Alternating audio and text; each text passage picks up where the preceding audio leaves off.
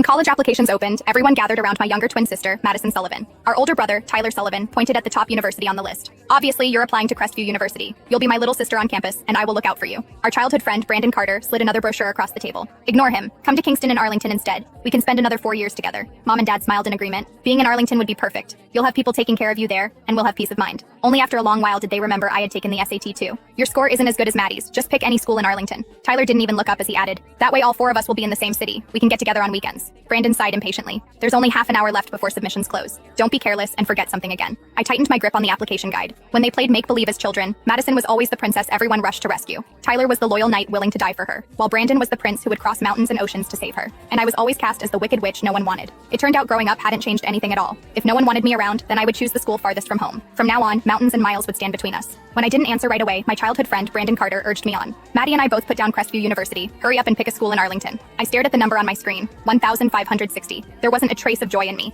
I'd outperformed myself on the SAT. My score was higher than every practice test I'd taken before. The 2 elite universities they'd just spent so long discussing, I qualified for both of them. I couldn't stop myself from asking, you always said Kingston University was your dream school. Are you really not going anymore? Brandon froze. Then he let out a scoff, as though the answer were obvious. What's the difference between Kingston and Crestview? The important thing is where Maddie wants to go. Brandon had told me countless times that Kingston University was the school of his dreams, and yet all it took was one sentence from Madison for him to give it up. Suddenly, even the last traces of attachment I still felt seemed laughable. Silently, I moved my cursor to the very top of the list. Then I typed into the search bar, South Coast University. It was a university on the southern edge of the country, more than 700 miles from home. Click, submit, confirm, just like that. After we'd finished submitting our applications, Mom and Dad each sent Madison and me a cash gift. The moment Madison opened hers, she wrapped herself around Mom's arm with a grin. I knew Mom loved me the most. Then, out of habit, she turned to me. How much did Dad send you? I opened the transfer notification and answered flatly, $200. Madison lit up instantly. Even so, she still put on the act of being the thoughtful little sister. Mom and Dad were probably worried you'd spend money recklessly, so they transferred the full $20,000 to me instead. If there's anything you want to buy later, just tell me. Mom reached over and tapped the tip of her nose affectionately. That money is your reward for scoring 1,480 on the SAT. Spend it however you want. Then she turned toward me.